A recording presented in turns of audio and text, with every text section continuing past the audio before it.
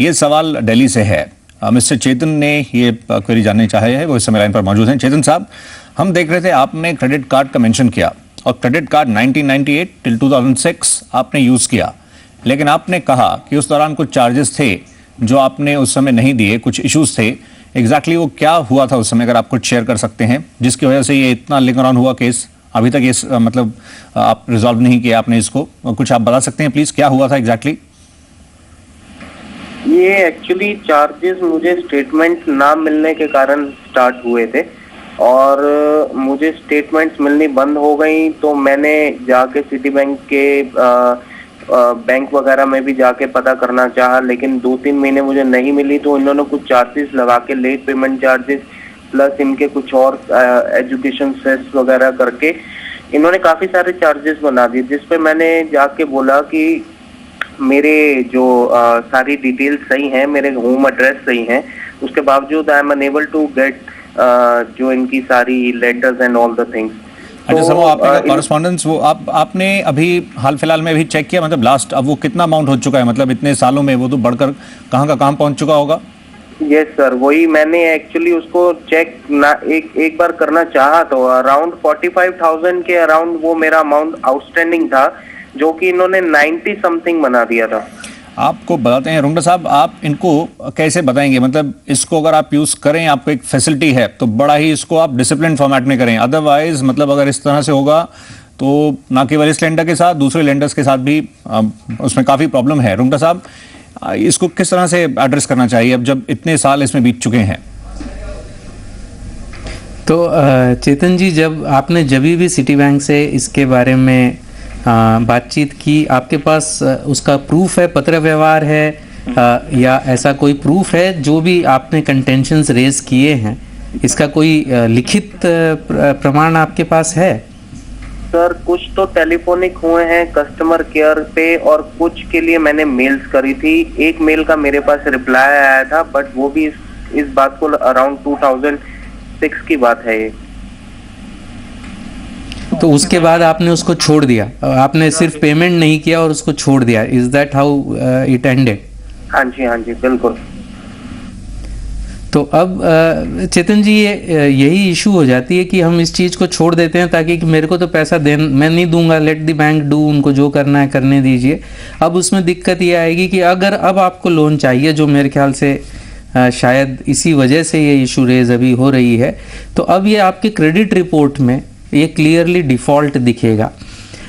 तो अब सवाल ये उठता है कि आपको इसको किस तरीके से लड़ना चाहिए। अगर ये चार्जेस क्लियरली नॉन जस्टिफाइड थे, इफ़ दीज चार्जेस खाली इस वजह से थे कि स्टेटमेंट आपको नहीं दिया गया, लेट पेमेंट चार्ज थे, बाकी सारे पेमेंट आपने कर दिए थे और सारे ये सिर्फ लेट पेमेंट चार्ज और उस पर फिर इंटरेस्ट और उस पर सर्विस टैक्स, अगर वही सिर्फ हैं, तो मेरे ख्याल से इसको आपको बहुत अग्रेसिवली इसको परसू करना चाहिए।